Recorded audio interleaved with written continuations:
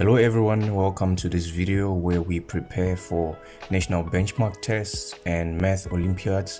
Anything that has to do with a math competition, this video is for you, so stay tuned. So we have this question where we're supposed to solve for x and we have some choices that we have to choose from. We have 1 plus 10 divided by 1 plus 1 divided by 1 plus 1 divided by x, which is all equal to 7 in this case. So these kinds of questions, you don't need to work too hard, because if you are trying to, let's say you are time bound and you're trying to work too hard to solve these kinds of questions, then you are going to suffer and maybe waste some of the time, right? So we need to work with this kind of question in a smart way.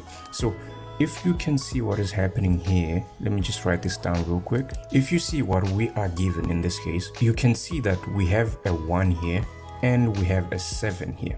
So this means that whatever we're adding to this one needs to be a 6 so that it can give us a 7.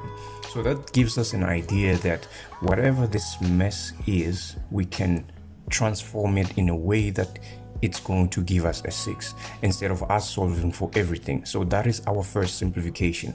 So these kinds of questions, you don't need to work too hard, like I said. So just make sure that you can simplify as much as possible so that you can solve for your variable as easy as you can. So now let's move and see what happens when we simplify this. So we know that this is supposed to give us 6. So I can just rewrite this and say 10 divided by 1 plus 1 divided by 1 plus 1 divided by x.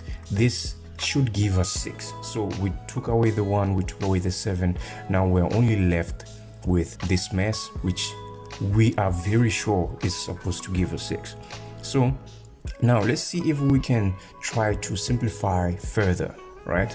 Because this thing is still a mess. You can see that this whole thing, this whole divisor is still a mess. So what we can do is let's try to simplify further. So if we put on our thinking caps just a little bit, we can see that if we take 10 and divide it by any number, let's call it y, and this is supposed to give us 6. This means that y, we can solve for y by saying apologies, we can solve for y by replacing y with 6, and then we'll have 10 divided by 6, which is equal to y. And then when we simplify 10 divided by 6, this gives us 5 over 3, which is equal to y. So in other words, whatever is dividing 10 to give us 6 can be replaced or should be equal to 5 over 3. In other words, this whole mess that is in the divisor should give us 5 over 3. We can now go and simplify further and take away the 10 and the 6, and now we'll be left with 1 plus 1 over 1 plus 1 over x is equal to 5 over 3. Now this is something that we are familiar with, so we can easily solve these kinds of questions, right? So what we can do again, let's try to simplify. Let's take the 1 and put it on the right hand side. So we'll be left with 1 divided by 1 plus 1 over x, and this is 5 over 3 minus 1.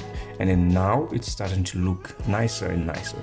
And then we have 1 divided by 1 plus 1 over x, and this is 5 over 3 minus 1. This is the same as 5 over 3 minus 3 over 3, which is 2 over 3. So now we can do some algebra stuff that we are used to. So we can cross multiply this with this and then multiply 3 with 1. So in other words, we'll be left with 3 this side, because 3 times 1 is 3, and then 2 is going to multiply whatever was in the denominator that side. So 1 plus 1 over x, like that. Right, now we have a seemingly linear equation. So now we have 3 this side, and then we have 2, because 2 multiplied by 1, and then 2 multiplied by 1 over x, that is just going to be 2 divided by x. And then we take 2 to the other side. This is going to be 1, because 3 minus 2 is 1. And then we have 2 divided by x.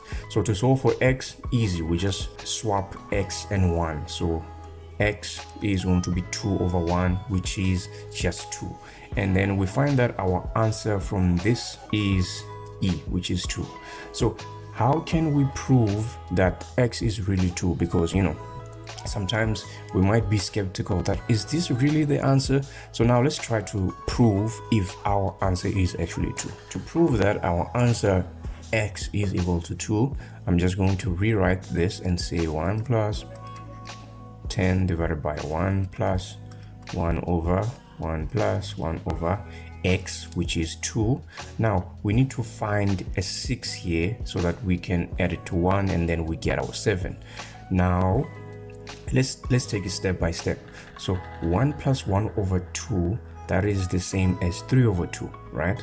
So this is the same as, let me just say 1 plus 10 divided by 1 plus 1 divided by this, we said is 3 over 2, right? So now we need to simplify this part so that it looks nicer. So we can simplify this by saying 1 divided by 3 over 2 is the same as 1 times 2 over 3, which then just becomes 2 over 3. So we can rewrite this whole mess by writing 2 over 3. And then let's continue to simplify. 1 plus 10 divided by, this is 1 plus 2 over 3, as we said. 1 plus 2 over 3 can be simplified to 5 over 3, right? So this is the same as 1 plus 10 divided by 5 over 3. And then now let's simplify this again to see if it gives us 6. So this is the same as 10 divided by 5 over 3, which is the same as 10 times 3 over 5. And then when you simplify this, this goes once, this goes twice. 2 times 3 gives us 6, which means we can replace this with 6. Therefore 1 plus 6, which is equal to 7. And just like that, we've proved that our answer is 2. So if you found this helpful, just make sure that you hit the subscribe button, you hit the like button, and leave a comment if you think I should have used a different method and any of those things. So I will see you in the next video.